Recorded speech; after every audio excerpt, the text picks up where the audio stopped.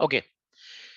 So yeah, other than are you guys okay? So we will discuss, right, import and export about route target, right? When which one will be used? Okay. So other than that, any question regarding RDRT?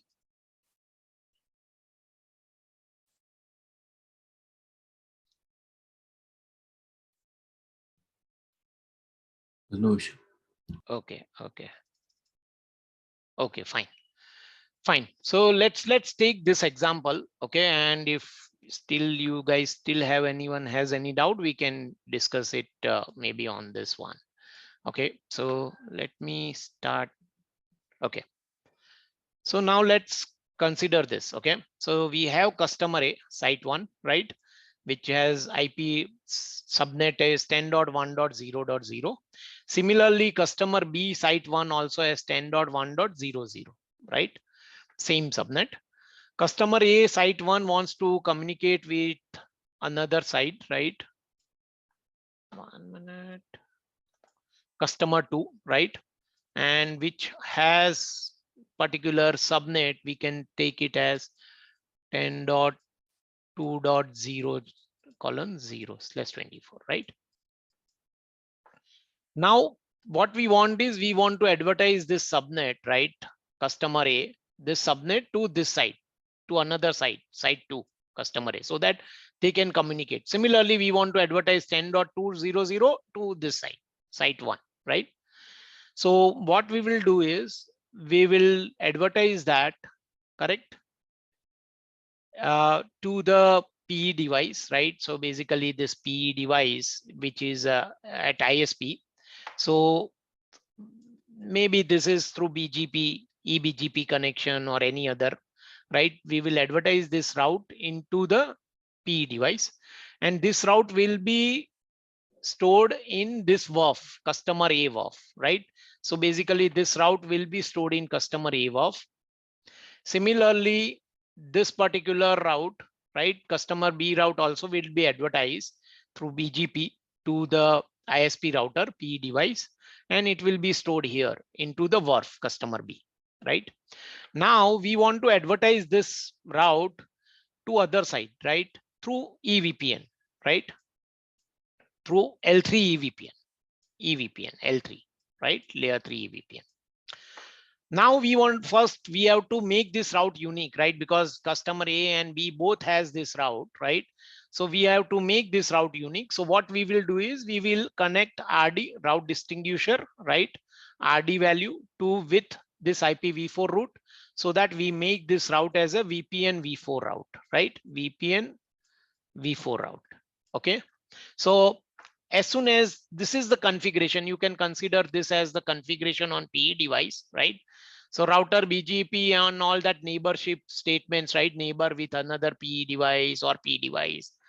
That is all there. The extra will be WARF customer A, right? So we are saying that there is a customer A WARF, route distinguisher is 1:1. So for customer A, we are using route distinguisher as 1:1, and route target export is 100:100, import is 100:100, right? So this is the configuration for customer A, which will be present on this PE device as well as the other side PE device. Okay, we can take this as a PE1 and this is PE2. So both has similar type of configuration. Similarly, we also have configuration for customer B, where we will use route distinguisher as 2:2 and route target. Oh yeah, I think let me change this, right? I just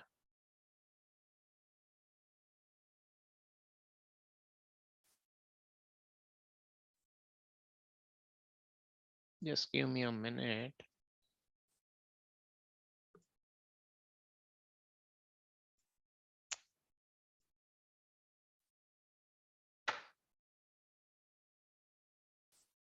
It's a 200, right?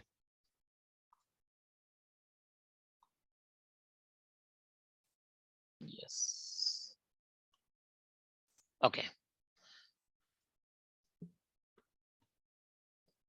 Okay, so Yeah, so basically this is the configuration for customer B. Route distinguisher we will use as 2:2, and import and our export our route target will be 200 200, right? So we receive this route, right? It is installed in this routing table. We add route distinguisher 1:1 to create it, make it as VPN v4 route, right? And then we advertise, and that will be stored in global routing table, EVPN global routing table. This VPN v4 route will be stored here, right? Similarly, this route, right, VPN v4 route, by adding RD value of 2:2. So as soon as you want to create a VPN v4 route, you will consult this configuration that, hey, for customer VRF A, route distinguisher is 1:1. So you will add 1:1 and create VPN v4 route here. Similarly, for customer B, you will add RDS 2:2 and create VPN v4 route and put it into the global routing table. Okay. Now you have to advertise this to P device, right? P device. So when you advertise this, right, to P device, correct, you will send this way. So you will send VPN v4 route, right, along with route target. Now which route target you have to use? So that is based on this export. So you are exporting this route, right? So when you export this route, you will check, hey, for customer A, what is the export route target, right? Whatever export route target is, you will advertise with this 100:100, not import, export, right? So you will add 100:100 as a route target, right? And this route you will advertise to P devices, and it will be installed in EVPN routing table, global routing table. Similarly, when you want to advertise this route, right, to P device, you will advertise this VPN v4 route, right, which makes unique. And then you will check for customer B, what is the route target export? It is 200:200, right? So you will add 200:200 and advertise it to P device, right? So now P device has both the unique routes along with RT, and then it will be advertised to the P2 device, right? Another NPE device, P2 device. So now here you receive both the routes. Okay, one is this along with RT. So one route is this, which you will receive. You will install it into your EVPN global routing table, right? You will have that EVPN global routing table. And similarly, this route with RT value, it will be here in EVPN routing table, right? Now you have customer A VRF and customer B VRF, right? Now from this two route, you have to import it into this routing VRF, right? Customer A VRF. Now what you will check? Now you will check the import community. Which route we have to import on this VRF, right? What are the routes I have to import into customer A VRF? So you will check, hey, whatever has the route which has route target community import as 100, right? Means route target as 100, that I will import, right? This is I will import. So basically, out of this two, this has route target 100, so I will import this route, right? This route I will remove RD as well now, and I will just install 10.1.00 here in my routing table of this customer VRF A. Okay. Similarly, here it's route target 200, and we have written that whatever route we have, right, from that, the route with the one which has route target 200, that will be imported into this VRF customer B routing table. So this route will be imported into customer B routing table. We will strip out RD, right? And the one will be the route which is available in customer B routing table is this, right? /24. Okay. And then it will be advertised to through eBGP to customer B and customer A, right? Respectively. So that's the difference of export and import, right? When export will be used, when you have to advertise the route, you will add route target. And when import will be used, when you have that route received and it's in global routing table. Now you have to import into particular VRF, right? Where you will use import RT to understand which route belongs to which VRF. Okay. Is it clear, Akhil or anyone has any question? Yeah. So whenever there is a route to be advertised, like, so we need to have both import and export always, right? Yes, Or yes, yes. So okay, let's say, because in the previous examples I saw somewhere it was mentioned only import, or somewhere it's only export. I okay, where okay, yeah. So that is different scenario. That so if you guys are clear in this, we can discuss that one. And also one more thing, like here VRF will be still used, but only on the edge routers. Yes, on PE devices. Yes. So Oh, this config is only on PE devices. PE devices is just a, it is acting as a route reflector or route server, which will just advertise, right? PE device don't have even WAF. You can't have different this WAF on PE devices, right? It will be only with on PE devices where they have connectivity with different customers, right? So there can be 100 WAF on different PE devices. So if you see here, it's not that one PE devices, right? This is this, there are many PE devices, and this PE device might connected with say 10 customers, 10 WAF. This also has another 10 customer, right? 10 another WAF, 10 another WAF. So that can be, this will have 20. So in total, there are 50 WAF, right? But that is not, that need not, that's not possible on all PE devices that 50 WAF, right? So that's why PE device will just receive this EVPN route and advertise it to another WAF PE device. And that PE device will have, depending which customer it is connected to, it will have that different WAF, right? WAF A, B in this case. Okay. and Any, PE yeah. device will have the VPN v4 routes only. Yeah. So it will receive, so PE device will have No, P multiple device. table. P device. PE device have only VPN v4 routes, Device. EVPN routes, you can say. Yeah. Yes. Yes, because it does not have another WAF, right? They don't have, we will not configure WAFs here on P device. So WAF routing table will not be there. So it will have two routing table. One is EVPN routing table, right? And another is default routing table, right? Default routing table, which is there in all the devices. Okay, any other question?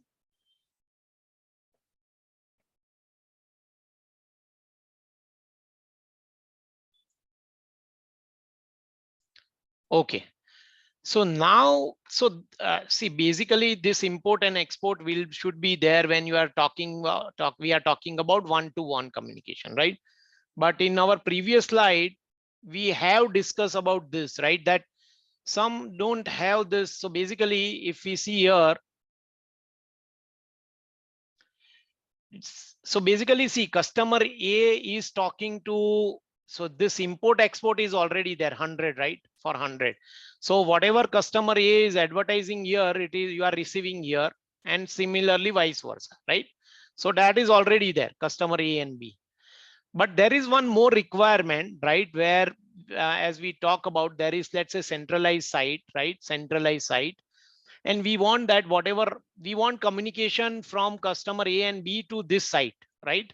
So for that, we need to basically, if there is some subnet, let's say 10.30.0.0/24, right? So we want to receive, this customer A need to receive this subnet, right? So that's what they basically we can do is, this will be advertised, this central site route 1030 will be advertised as export 65,300, right? So it will be advertised with this route target. So they, here also there is one P, okay? And that P is advertising that route with export 65,300. And if you see here, this route is imported into this WAF, right? Imported into this customer A WAF and B WAF. So what will happen? Basically, this route will be imported, this 10.30.00 route will be imported in WAF customer A and B both, right? Because we are allowing that.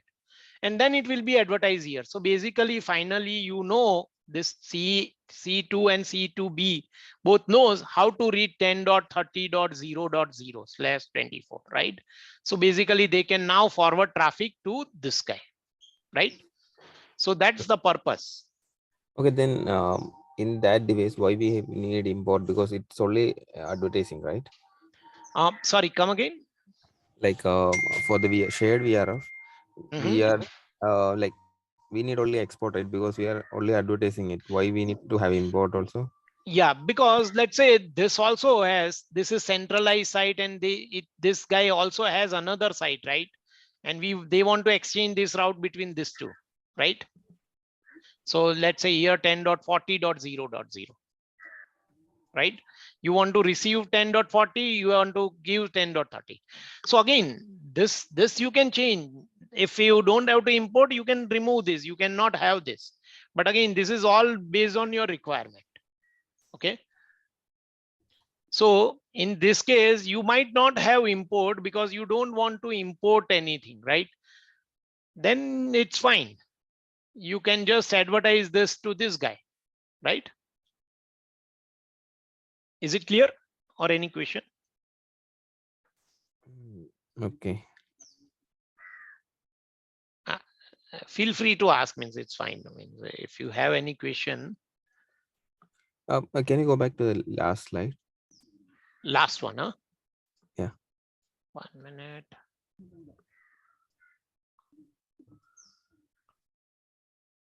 Oh, this one? Yeah. Okay. So here we are not, so what we discussed, right? That one, it's a complex scenario, right? Where Okay. you have another route also you want to receive other than from only customer A to A, right? Here we have only customer A to A. We want to communicate between customer A to A, right? Okay, got it. Mm. But here we are discussing one step further where we want to communicate with other sites as well, and we want to receive that route. Yeah. So in this case, for the shared VRF, even though if import is not there, still it will work because it needs to export only. For but if it want to receive some routes from customer A or B, that particular route target should be imported in VRF shared. Sorry, can you come again?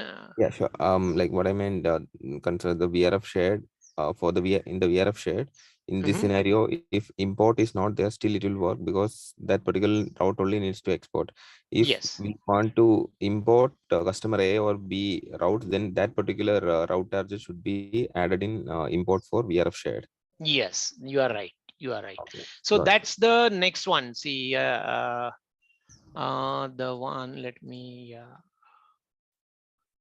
So the next slide, right? This is what is we are achieving by using this. Okay. So basically, if you see route target export 100 and import 100, we know, right? That is and 200, 200, correct? 6500, 300 also we understand, right? Right. That is to import the shared WAF, Yeah. this route. Now, this is what is another thing, right? This is extra export 1, 2, 3, 4, right? This is yellow. This is extra configuration, right? Other than what we have already discussed. And if you see here, route target import is 1, 2, 3, 4, right? So basically what we are doing is, see, customer A and B wants to communicate to one central site, right? That is 10.3.0.0/24, right? This is centralized site, central site. So what it did is this is P connected to the central site, right? P3. This can be P1, let's say, right? He advertised this route, and then P3 advertised this route with export community of 300, right? RT300, RT300. So this P1 device will install this route because customer A has import 300 and B has import 300. So it will install this route 10.3.00 on customer A and B WAF, both WAF, and it will advertise to the CE device, right? Now you want to communicate between your 10.1, right? 10.1.00 here, right? Bit with 10.3. Now you know how to send packet to 10.3, right? You have route 10.3, but the reverse, for reverse traffic, this 10.1.00 also should be received here. So what you are doing is you are exporting that route 10.1.00 with export community as 1234, right? And on this PE3 device, you have import 1234 for this WAF shared. So you will import 10.1.00 in WAF shared table and then advertise it, right? So basically this is both ways, two-way communication. You need to have this type of config. Whereas you told, right, we don't need import of 300, but we need import of 1234, which will, so that we can communicate here. It's kind of like permitting, like this is kind of permit antenna, right? If we have import, Yes, it will be yes, yes, permitting. If yes. it's not, it So will be you can consider this as a, prefix at list, least permit antenna. something, yeah, which one to advertise, which one to receive, right? Yeah, I got it. Yeah. Okay. Any question? Good that you have, asked this and it's clear. Yeah. So Any question? Vishal, so customer B will also be advertising or exporting or Yes. advertising a similar route? Yes, whatever. Yeah. So it can be, see, so we can say it's not basically similar, but whatever it want to advertise, right? Let's say customer B has 10.1.00 subnet, it want to advertise, it can advertise using this export, so that this will be received here on this WAF. Or it can be 10.2.00. Okay. So Okay. yeah, so basically it's whatever it want to advertise. See, or let's say customer B has 10.2.00, which it wants to communicate with 10.3.00 of this, right? Central side. And this guy has 10.1.00, right? So what will happen? Customer A will advertise with this route target 10.1.00 subnet prefix. Customer B will advertise 10.2.00. Both will be received here, right? And this guy will advertise 10.3.00, right? So that is also possible. But again, it all depends upon what you want to communicate with which particular prefix. Okay. Okay. What if so on the central site that had 10.3, what if they're both customer sites A and B with the same prefix, the same network they want to communicate with that site? You mean to say here also 10.3? No, 10.1 present? 10.1, okay. Which is the same that is in customer A as well, 10.1. 10.1, okay, okay. Fine. So basically here what you have to design, right? So that in this PE device, right? In this PE device, you have to make sure that you have WRF A and WRF B as well here, where you will have both received 10.1.00, right? Then only, so whenever your traffic lands in, if it lands in 10.1 WRF B, then it will be advertised with as a 10B to 10B customer only. And 10.1 will be advertised to this. So basically you have to design that way so that, because otherwise if you have one shared network, right, VRF shared, right, and which has 10.1.00, then you don't know, right, where to send that packet. Or you have to make sure that basically with RD and RT, you are making sure that it goes only to particular B, customer B. You can't communicate with shared WRF. You can't communicate with both, only shared WRF, right? Because there will be confusion. So you need to have two different WRF which have different RT export so that you can communicate with each other. So basically, yeah, you have to design that way. Okay. Okay. Okay. So any question on this?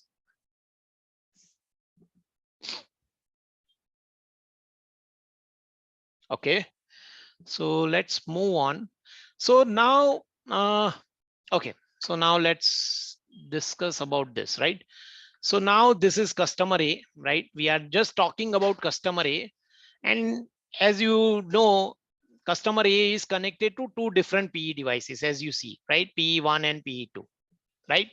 For redundancy. So initially, so far what we discussed or we saw is customer A is connected only with one PE, but that's not the actual scenario, right? It should be connected to multiple PE devices for a redundancy, right? So that one PE goes down, there you have still redundancy for customer A. So this is how it will be actually implemented, right? Now what we do is we do RD, right? We add RD value. So let's say it's a 10.1.00. It is advertising prefix, right? From both sides, 10.1.00. Now we add RD value, right? 1:1, right? And here also, okay. So now the question is, right? We add RD value and that will be advertised to the route reflector or P devices, right? From both. Now, should we add same route distinguisher? Let's say 1:1 and 1:1 here, or we should have different RD value. So 1:1 you are adding here and 2:2 you are adding here for same route, same customer. Okay. We are just talking about customer A WAF. Should we have RD value 1:1 at both end to advertise with, or we should have different 1:1 and 2:2? What do you think?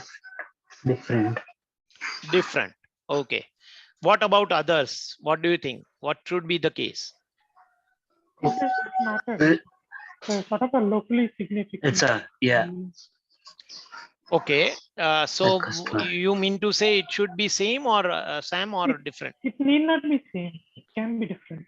It can be different. Okay. Need not be same. Okay. Okay. Anyone else?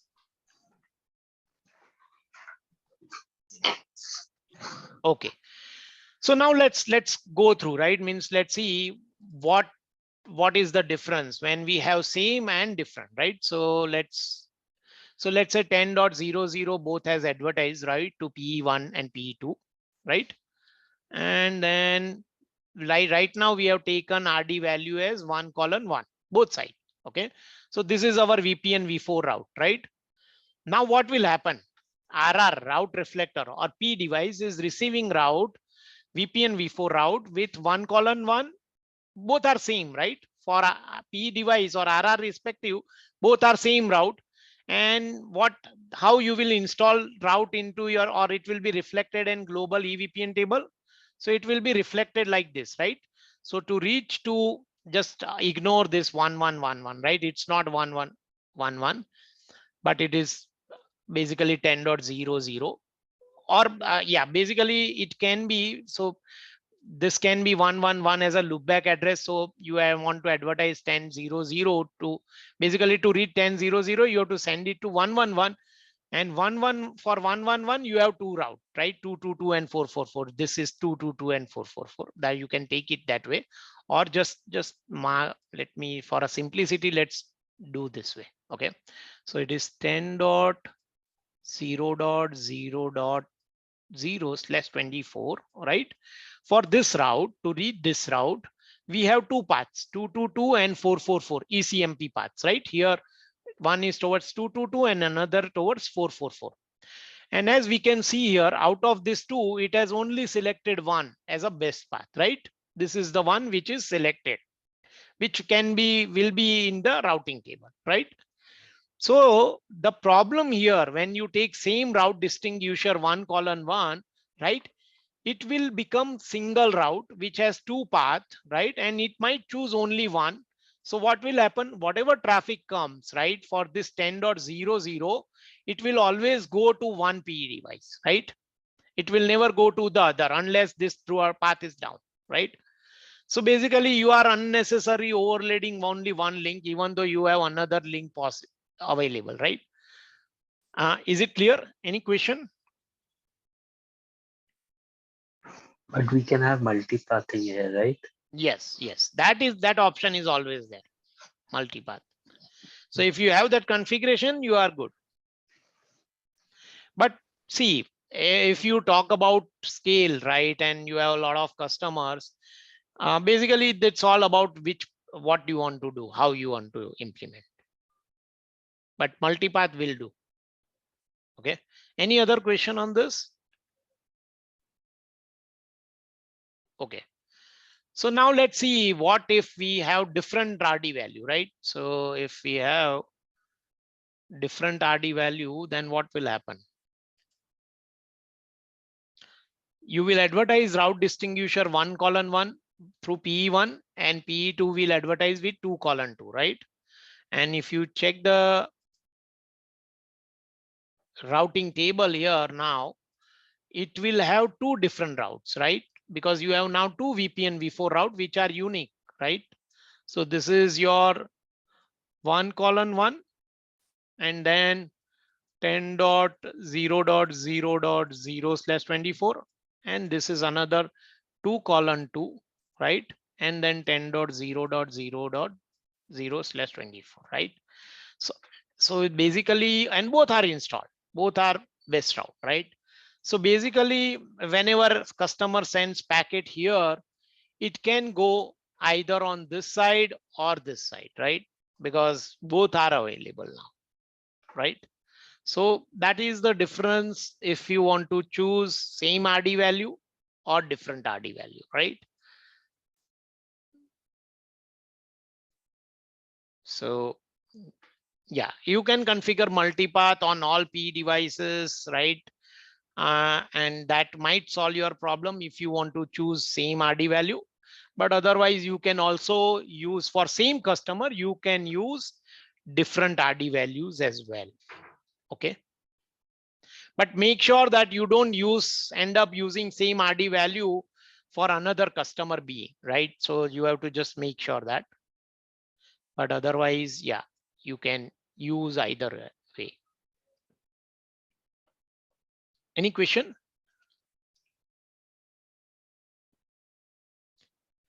Okay, so now let's move. Now we want to discuss about L2 VPN, but yeah, before that, let's again quickly go through different control plane, right? EVPN, basically for VXLAN, different control plane options we have available, right? So one is IP multicast control plane, right? Which basically we don't support, or we just support decapsulation of multicast, right? But otherwise we don't support this multicast. So basically what we here it will do it how it work is, for each VLAN, right? Let's say this VTAP has, and you are using multicast replication, multicast control plane, right? For VLAN 10, you will have one multicast group. Maybe you can consider 225.1.1.10, right? For VLAN 20, you can have another multicast group 1.225, 1.1.20, right?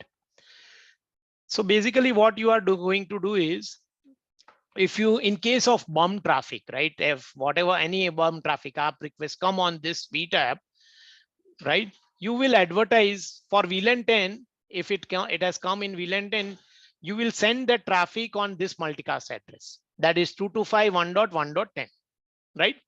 And then traffic goes to the spine, right? Now, the one limitation of this multicast control plane is all the devices, right? Your leaf devices and spine devices should be configured with multicast, right? They should know multicast, and they are they should be configured with multicast, right? So how it works is, this is the multicast group address, right? Multicast address where this traffic will be sent. All the devices, all the VTAPs which has VLAN 10, right, available underneath them, they will subscribe to this multicast group. So they will send whatever join request, right? IGMP join, or if it is L3, L2, then PIM, whatever way, they will subscribe to this multicast group, so that whenever this bump traffic comes here, it will be forwarded to that VTAPs, right? Who has subscribed for that multicast group, right? And then multicast ARP request will be sent to that VTAPs, and then they will decapsulate and send it to the local host, right? So this is how multicast works, right? Similarly for 20, whoever has VLAN 20, they will subscribe to this multicast group, and then they will receive the multicast bump traffic, right? So the problem, as we discuss here with this multicast, is all the devices should know multicast, right? Across all the platform, you have to run multicast, whatever IGMP, PIM, and all that stuff, so that this works into your network, right?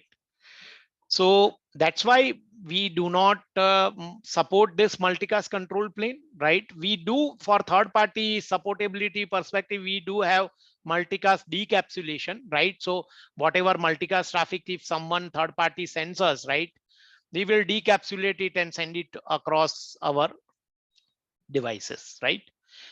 I'm not sure now recently if we have started encapsulation as well, but as far as I know, we have only this one. Okay. Any question on this? Okay. So next is HER, hidden replication. We all know, right? Basically, the one limitation is obviously MAC has to flood, right? Initially, because this particular MAC is not learned, destination MAC is not learned, it has to flood. So it will obviously unnecessary. There will be flooding of traffic. And also ARP request also has to flood and send to all the VTAP devices, right? So that also is one problem with HER, hidden replication, right?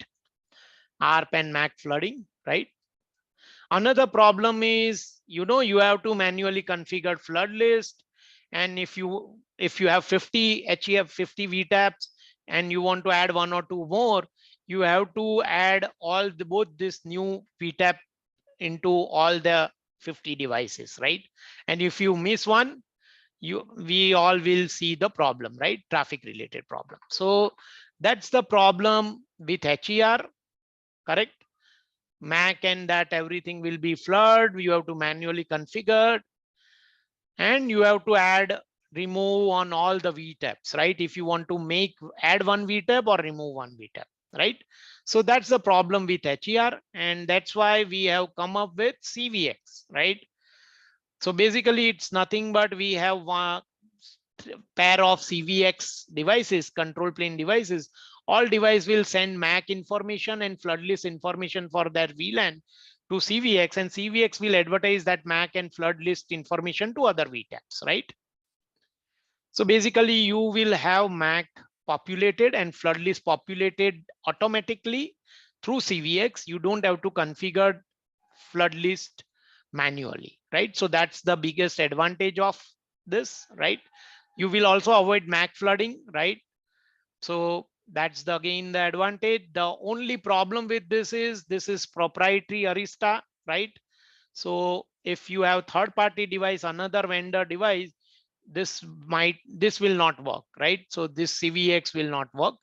But one more advantage of CVX is with software VTAP. So basically NSX, right? So basically NSX is nothing but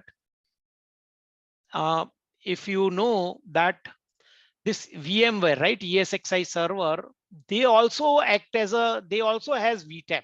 They also can act as a VTAP, and they can also encapsulate the packet, VXLAN encapsulate the packet, right, which comes under this NSX, right? Now, so this VTAPs are called software VTAPs, right? This VTAPs are called software VTAPs, and this can be many ESXi server, right?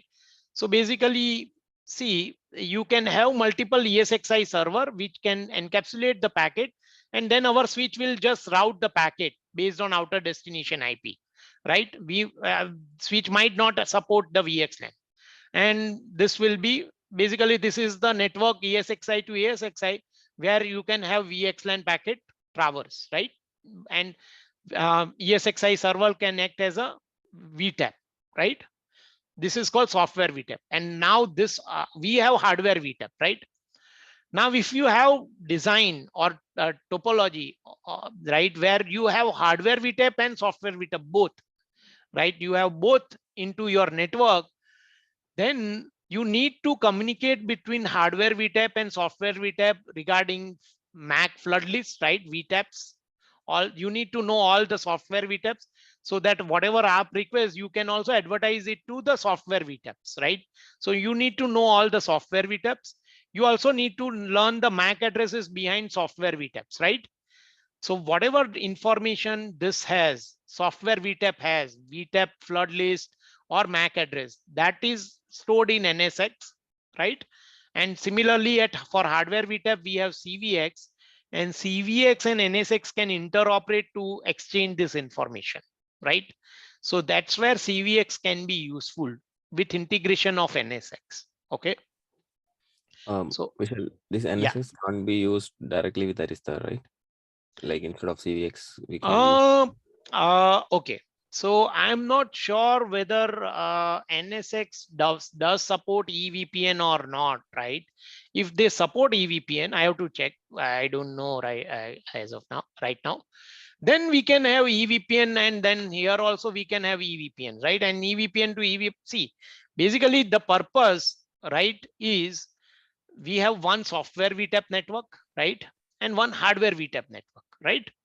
We want to exchange information between these two, that what are the VTAP IP addresses here that should be here, reach here, and same vice versa, right? Similarly, whatever MAC we learned here under hardware VTAP, that information we want to provide it to software VTAPs, and similarly reverse, right? So that they both can communicate with each other, and BOM traffic is also forwarded to software VTAP, right? Because VLAN 10 can be below hardware VTAP and software VTAP, right?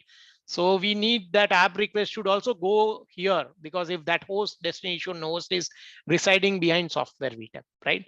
So idea is to exchange this information between hardware and software VTAP.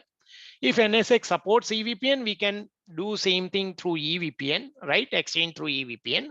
But EVPN is not there, then we have CVX, through which we can, you know, import and export this information, exchange this information. Okay. NSX supports EVPN, so Supports, right? sure. Yeah. Yeah. So basically we have both the options available now, depending on what we pitch in to customer, right? Either CVX with NSX. If let's say customer is not very versed with EVPN, right, and that also on NSX, they might go with this. So both options are available. Okay. Any other question? Okay. And then last is nothing but EVPN model, right? Yeah, where you will have EVPN neighborship between these devices. You can exchange MAC. One good thing is you can also exchange ARP information, right? Which was not possible with the other two, right? So you unnecessary ARP flooding also will be reduced. And another advantage of with EVPN is it's open source, right? All third party or all vendor supports it, right?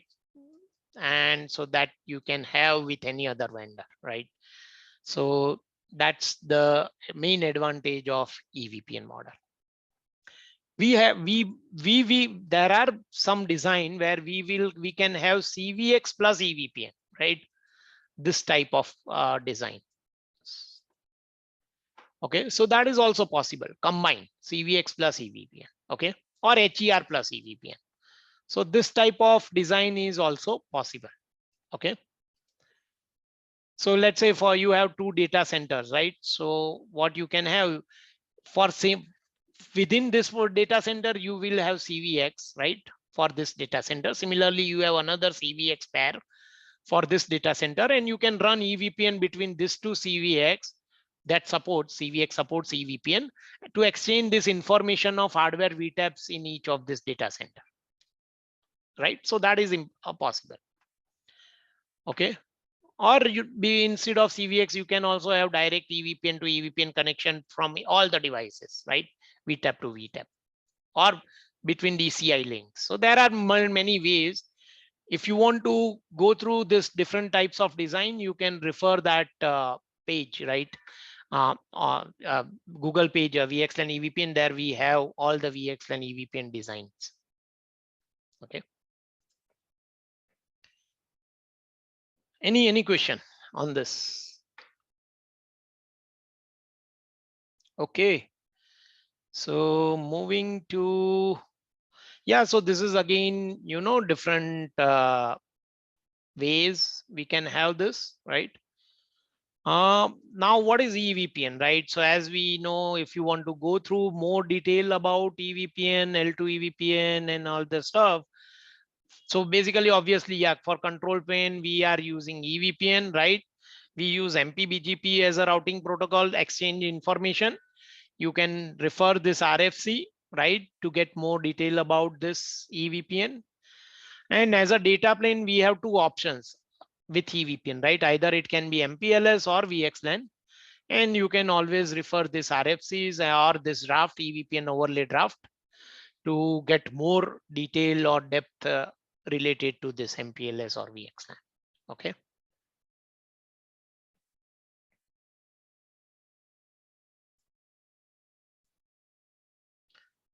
Yeah, so this is what all this RFCs are mentioned, which you can go through, right, to get more idea about if you want to deep dive into any of this technology.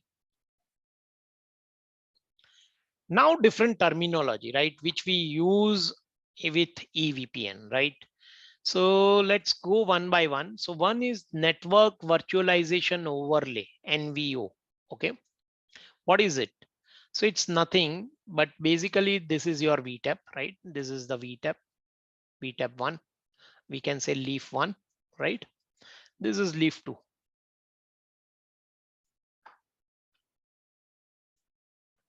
Let's say we want to send some traffic from leaf 1 between leaf 1 and leaf 2 hosts, right? What we'll do, it will come here. We will encapsulate the packet, right, with VXLAN data, VXLAN header. So that is called what? Network virtualization overlay. Basically, it's overlay, right? Overlay network by either VXLAN or MPLS. Either if we have data plane VXLAN, we will encapsulate with VXLAN. If data plane is MPLS, we'll add MPLS label, right? So when we do this encapsulation, that is nothing but that is called NVO, network virtualization overload.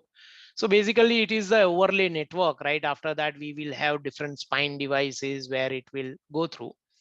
So basically it's nothing but NVO is we encapsulate the packet at one end and the other end we will decapsulate the packet. So that is also called network virtualization overlay. Okay. So basically our VXLAN or MPLS encapsulation and decapsulation. Okay.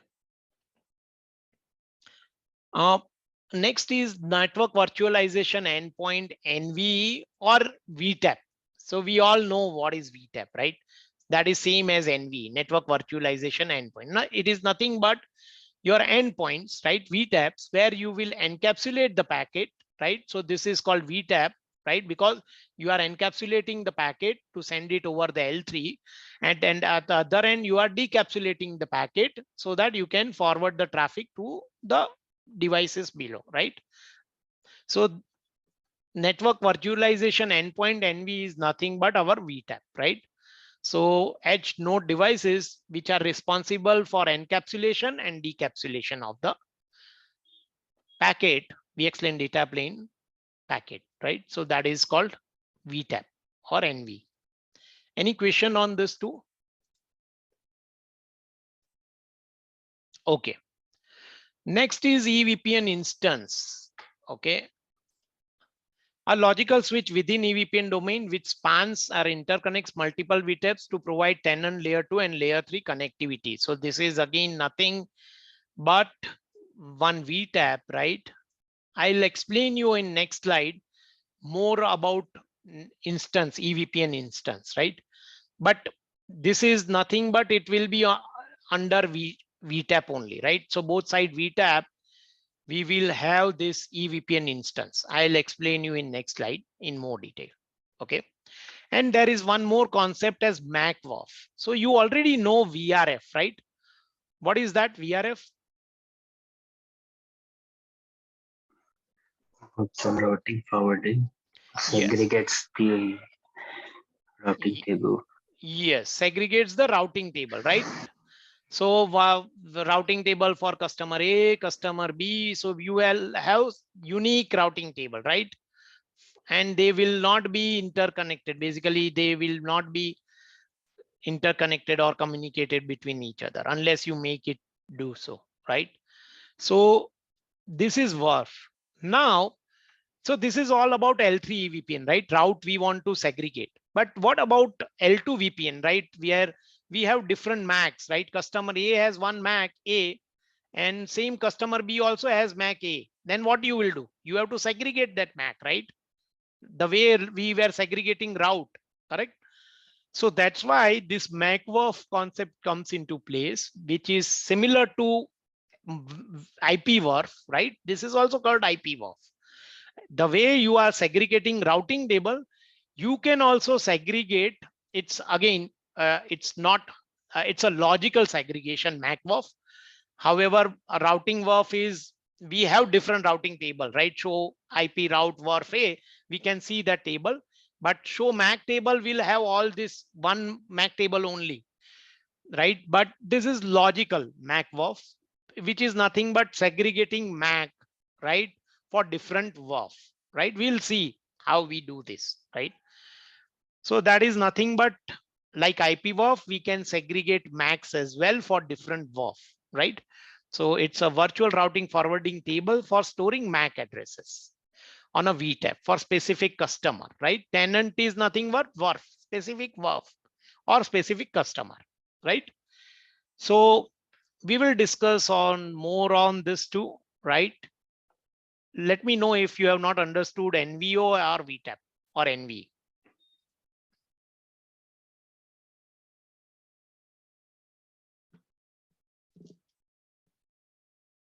Okay. So let me go through this, right? So yeah, let's discuss this and then after that we can stop. Okay. So now this is your customer A, right? Host, let's say, let's take this as a host 1. This is host 2. Okay. And this is your VTAP 1. Okay. What you want to do is you want to communicate between this MAC A host 1 to host 3, right? Only host 1 to host 3. You can also consider this as a one customer A, or right? Or basically let's take this as a VLAN, right? So this is VLAN 10. Okay. And this is VLAN 20. Yeah, that will be easy for us to understand, right? So this is VLAN 20. This is VLAN 10 and 10. So host 1 MAC A is a part of VLAN 10, right? Host 3 MAC C is also VLAN 10 at other site. And similarly, this is VLAN 20. Okay. Now you want to communicate. So basically this VTAP, you want to advertise this MAC A to this VTAP 2, right? Saying that MAC A, this VLAN, right? VLAN 10, MAC A, right? MAC A, if you want to go to MAC A, you have to send traffic to VX1, right? And that is the VTAP. If we refer VXLAN address table, it will say that to VTAP 1, right? VTAP 1 IP, VTAP 1 IP, right? So this is what you want to learn here, right? On this. Similarly, for VLAN 20, you want to learn here that this MAC B, right? MAC B is on VTAP 1, right? Reachable through VTAP 1. This is what you want to learn, right? How we'll achieve this? So basically, first of all, you will configure this way, right?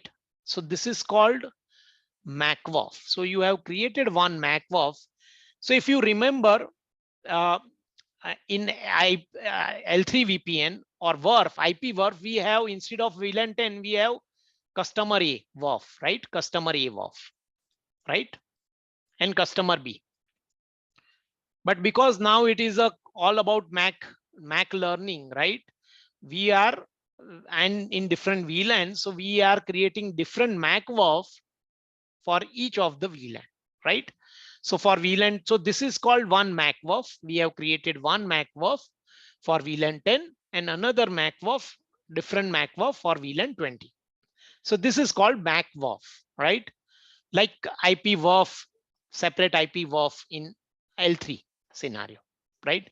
So we have VLAN 10. What we have configured that, hey, for VLAN 10 advertisement, add a RD value of 1:1, and route target you have to add is 100:100, import and export. Okay. Similarly, for VLAN 20, RD is 2:2 and route target is 200, 200. Is it clear? Any question?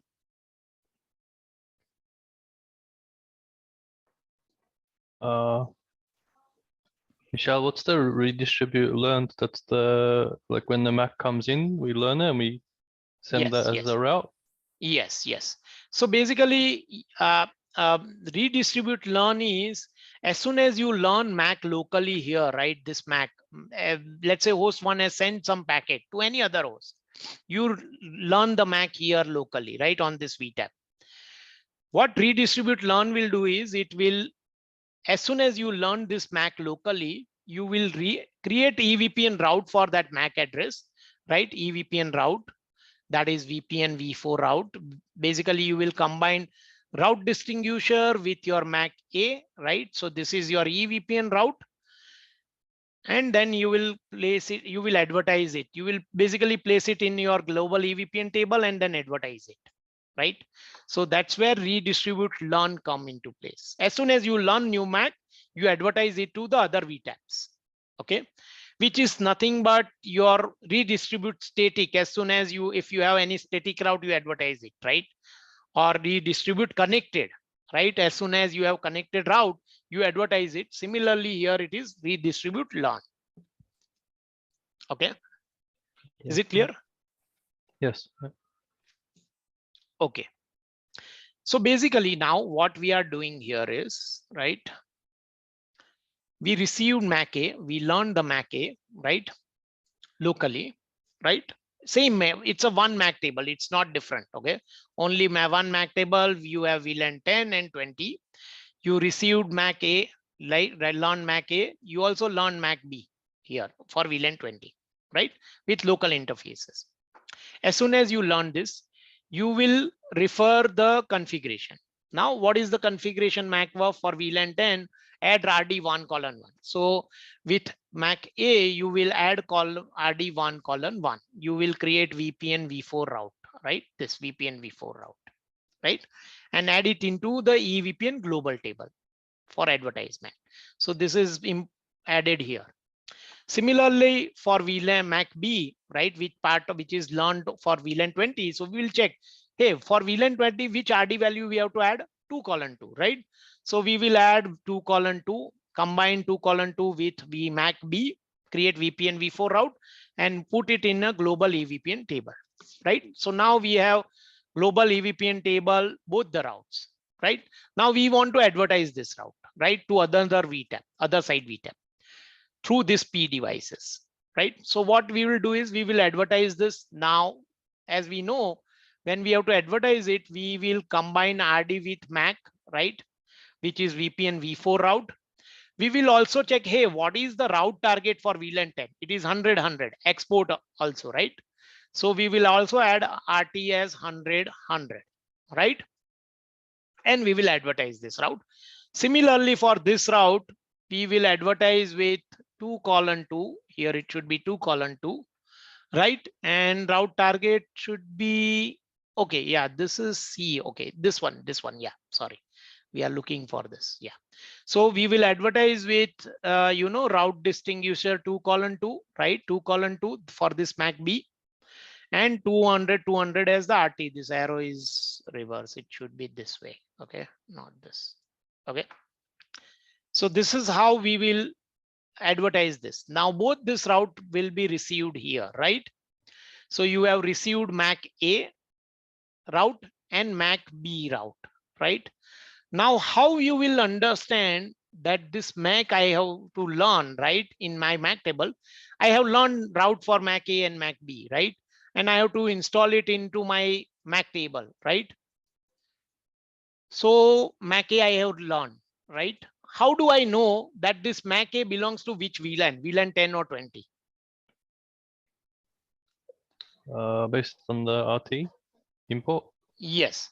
So this MAC A has come with which route target? 100, 100, right? Now you, again, the same configuration is also present on this guy, right? VTAP 2. As at least RD might be different, which is here 1:2, but route target we are looking at. So here we have mentioned that route target import 100, right? So whatever route we receive with route target 100, we have to import for VLAN 10, right? So here it is VLAN 10, we will learn MAC address, right?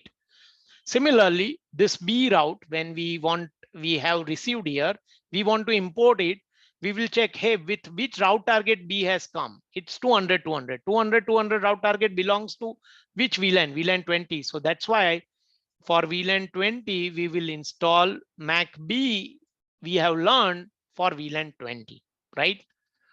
Is it clear? Any question?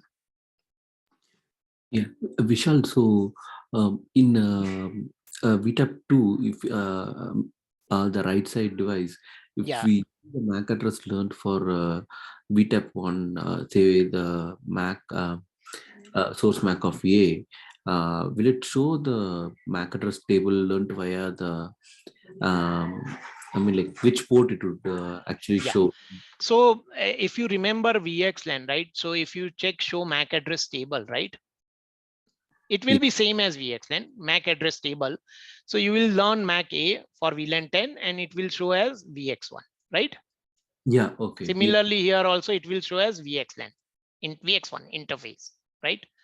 Now to get, hey, what VX1 means, which VTAP, you have to refer show VXLAN address table, right? Show VXLAN address table where you will say that, hey, MAC A for VLAN 10 is behind VTAP 1. VTAP 1. Okay.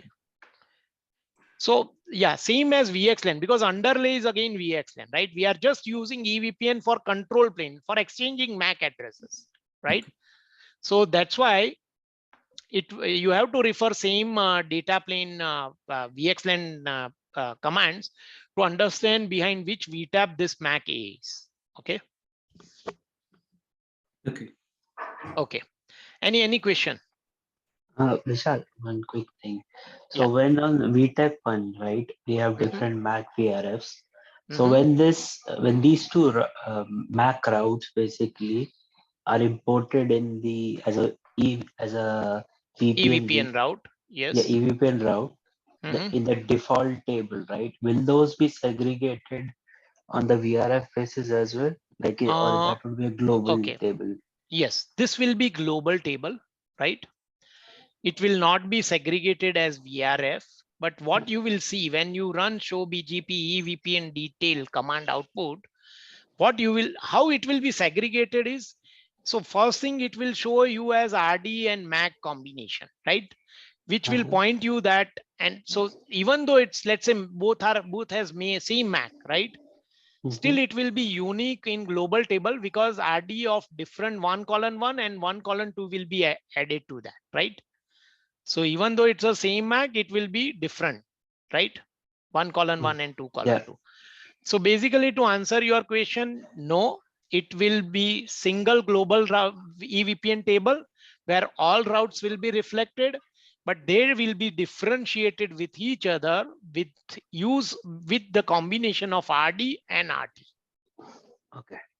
So when you run show BGP EVPN detail table or you run show BGP EVPN table, you will see all this three information, right? So basically they are differentiated with each other with all this information.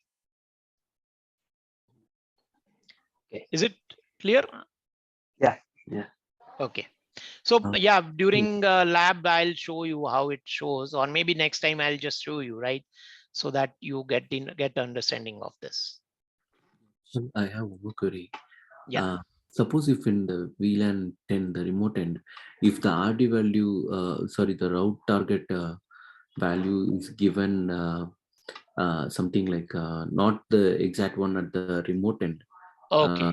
Yeah. So, Yeah. So that's a good question. Let me give you one example here, right? Yeah. So now let's say at remote end, right?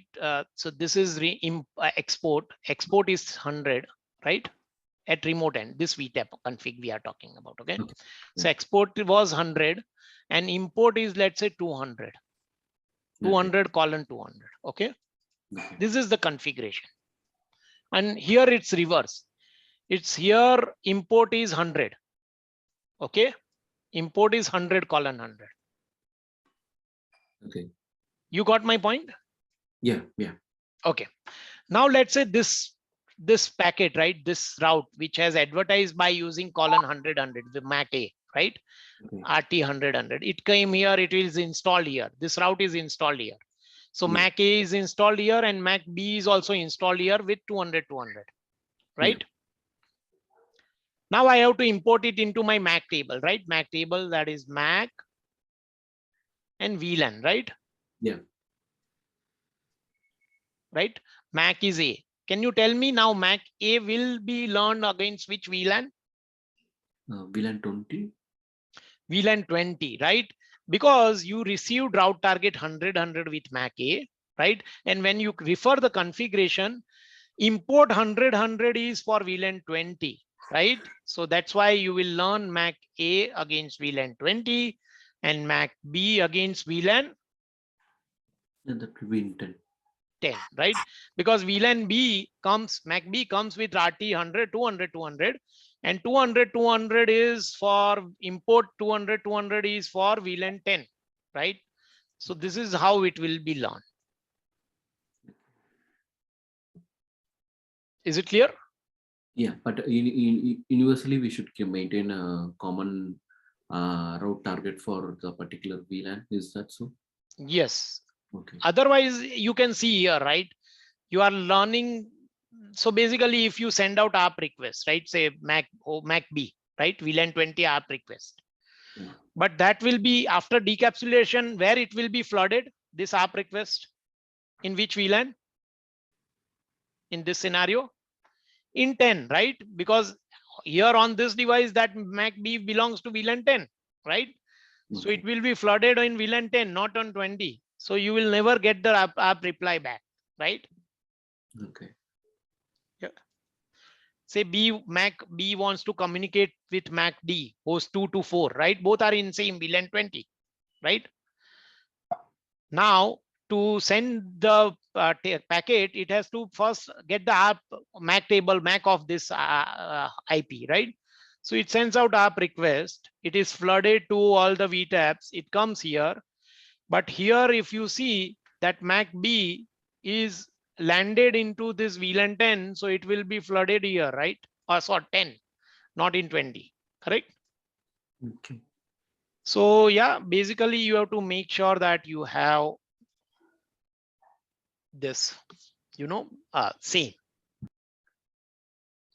But yeah, if customer wants to do this way, that is also fine. Means that depends on customer design, but generally this is the problem, and this is most common problem we see in configuration, right? Customer may do this type of mistake, and that will make it might not work as expected, right?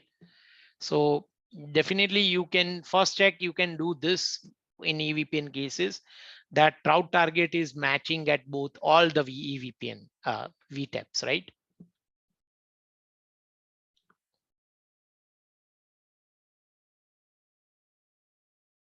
Any question?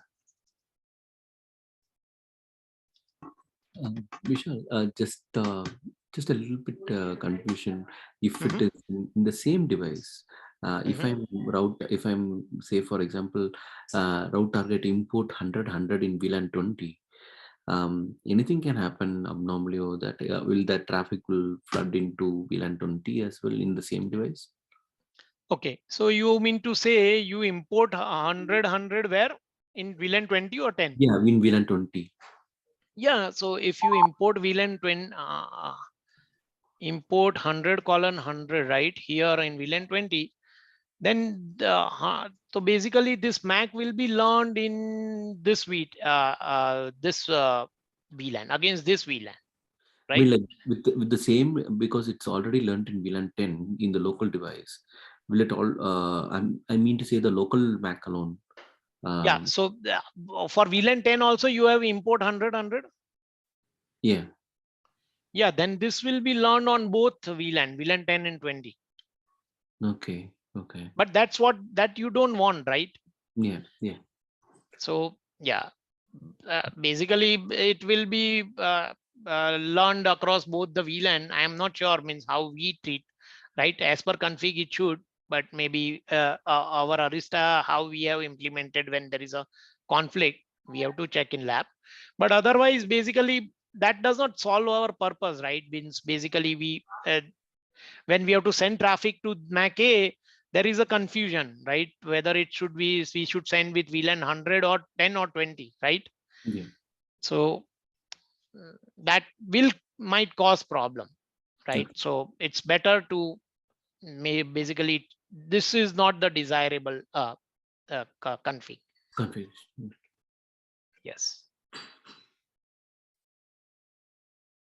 Okay, any other question on this? Okay, so basically this is called MacWof. So this is one MacWof, right? And this is another MacWof. And if you remember EVPN instance, right? One another concept was EVPN instance, EVI, right? So this is nothing but again same as a MacWof. So this is called one EVPN instance, right? And this is called another EVPN instance. So MacWof and EVPN instance are same. So this is one EVPN instance, right? Where you have one RDRT value, one VLAN 10, and this is another EVPN instance or MacWof, right? For another VLAN. So if you have 10 VLANs and you want to exchange information for 10 different VLANs, you need to have 10 EVPN instances, right? 10 EVPN instances or 10 MacWof, right? MacWof like this. Right? What if you don't have different MacWof, right? You can't have VLAN 10 and 20 with same MacWof, right? What will do, it will do is both will be advertised. Let's say one Mac A and Mac B are learned in VLAN 10 and 20 respectively. You advertise that here. And if you have both the VLANs with same route target, then here at you will have confusion, right? A and B belongs to VLAN 10 or 20, right? So that's why for each VLAN, you should have separate MacWof or EVPN instances. Okay.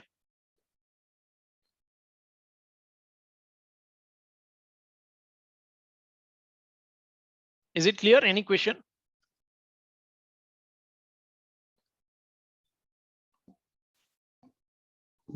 So this can be compared to L2 VPN, right? Yeah, this what so this is what we discuss is called L2 VPN, layer 2 VPN, where we want to exchange MAC information, right? MAC, ARP and flood list. We will see how we'll do each one of this. Whatever we discuss about MAC, that is same also applicable to ARP. Okay. And we'll see how we advertise that and also flood list. So whatever we discuss right now on this, that is L2 VPN, how we will advertise MAC address. Okay. Yeah. So is it clear what is MacWof, what is EVPN instance? Hey Vishal, what Yeah. did you say again was redistribute land? Sorry. Oh, about redistribute LAN. Okay. Okay. Yeah. So basically, let's say, host one has sent packet, any packet to any other host, right? It has learned locally here, right?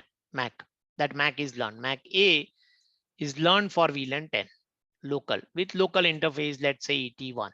Okay. Now what this redistribute learn will do is, as soon as you learn the MAC locally, it will create EVPN route for that, place it in global EVPN table by combining RD and RT value, right? Like this. And it will advertise that route automatically to VTAP2, right? So VTAP2 will learn the MAC A in VLAN 10 and it is behind VTAP1, right? VTAP1. So host 1 don't have to even communicate to any host 3 or 4, right? To get this MAC learned here. As soon as it communicates and MAC to any host, and as soon as MAC locally learned here, it will be advertised to all the VTAPs, right? so that it is learned locally. So how it helps is it unnecessary flooding is avoided, right? Because as soon as MAC A is learned, it is every other VTEP knows how to reach MAC A. So they will not, when host 4 wants to communicate to A, it will not flood the traffic because it knows how to reach MAC A, right? Which is behind VTEP 1. So that's how you are avoiding unnecessary flooding, right? Yeah, okay, thanks. Yeah. Vishal, Okay. one question. Yeah. Let's say this is a new topology and none of the host is learned yet on the betas, right? Correct. So Yes. the first packet, let's say now host one send our packet. So will it flood to all? Yes. So let's say host 1 wants to communicate with host 3, right? Correct. Yeah. And first packet, it sends out our packet, right? For host 3 ARP request, right? Now, as soon as ARP requests come in VXLAN, what we used to do? Flood, right? By using HER, hidden replication, right? Yeah. Right. But here we are not using HER. So basically what you have to do is, as soon as you configure this, right? And also VXLAN configuration, VLAN to VNI mapping, and this config, as soon as you do this configuration, this VTEP 1 will understand that, hey, VLAN 10 is extended over VXLAN, right? And 20 is also extended over VXLAN. Basically, it will create EVPN route, right? And send it across all the VTEP that I am part of VLAN 10 and 20. So basically, this guy will update its flood list table that if I have to send any bump traffic, I have to also send it to VTEP 1, right? Okay. So we will see how this does, how it is done. We'll see in upcoming this. But yeah, so basically, even before you have to you receive bump traffic, as soon as you configure this, you will have flood lists updated on each VTAPs by using EVPN routes. Okay. So basically, EVPN will help us, L2 EVPN will help us to populate 3 tables. One is MAC, right? Another is ARP, and also flood list table, right? Flood list, flood. So all these 3 we have to populate. We will populate using EVPN, and we'll see how we do this using EVPN. Sure. Okay. Yeah. Okay. Any other question? Vishal, so this MAC WARF is configured inside the BGP, and so between the VLANs across, will it treat it as like what's a neighbors with the I'm not how to trace it. So will it exchange constantly between all the VLANs in all the devices if it is configured? Okay. So see, okay. So basically what we are doing here is we are creating MAC WAF for VLAN 10 and 20, right? Yeah. So as soon as you learn locally MAC on any VLAN, you will advertise that MAC information to other EVP neighbors. Okay, that's like broadcast to all the VTAPs. No, we are not talking about, see, right now EVPN is, we are talking about control plane, right? Yeah. How control plane information is advertised, which is MAC, ARP, and flood list. Yeah, yeah. So as soon as this MAC is learned, the MAC table will be advertised to all other VTAPs. Okay, it will advertise to all of the VTAPs. Okay, in a broadcast manner, something like that. Not one on, I mean, like not. No, okay. So no. So that the way it will be advertised is through P devices, right? So it will advertise to P devices, and P will advertise to the other VTAPs. So it is concept of leaf spine, right? Your leaf will advertise to spine, and spine will advertise to all the other leaves. Where spine we can consider as a route server or route reflector in IBGP, right? Okay. So this is how it will be advertised. And why we need to see, basically the point is, this is one VTAP 1, this is VTAP 2, right? And VTAP 3. Okay. Whatever MAC I have learned here, basically I want to advertise it to VTAP 2 and 3, Okay. right? That is my requirement, right? Okay. Now I can have EVPN neighborship directly with 2 and 3, right? Yeah. But if there is 50 VTAPs, how many EVPN neighborship you need to have? 50. 50. Similarly, 3 will also have to have 50 neighborship, right? Full mesh, basically. Yeah. Full right? mesh. Yeah. And that is too much overhead, right? Yeah. Yeah. This is same as IBGP full mesh, right? So Yeah. how you solve that problem? You create one central point, right? These are all leaf 1, 2, 3, right? You create one central point, right? Which you can say as route server or spine or P device in MPLS, right? You advertise only to your central device, and central will take care of advertising to other VTAPs, right? And for redundancy, you create multiple central devices, 1, 2, or 3. So basically now for even for 50 VTAPs, how many neighborship you need to have is only 3, right? With this 3 spine, right? Each one has to have EVPN neighborship with only 3 spine, and then spine will advertise to other VTAPs, whether it's a 350 or 100, does not matter, right? Yeah. So that's where we have this concept came into place. Yeah. Router.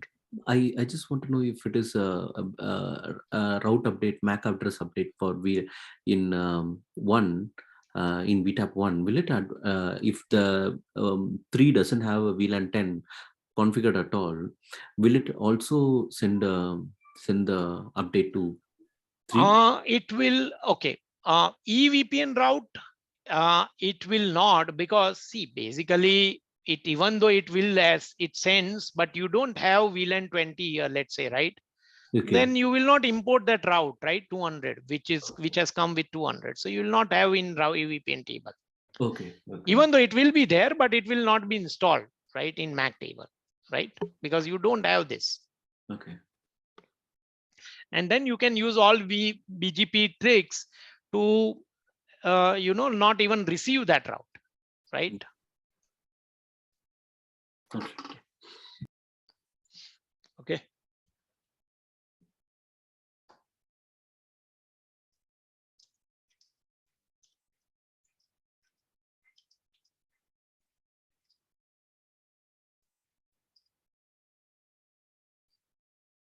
Okay. Any other question?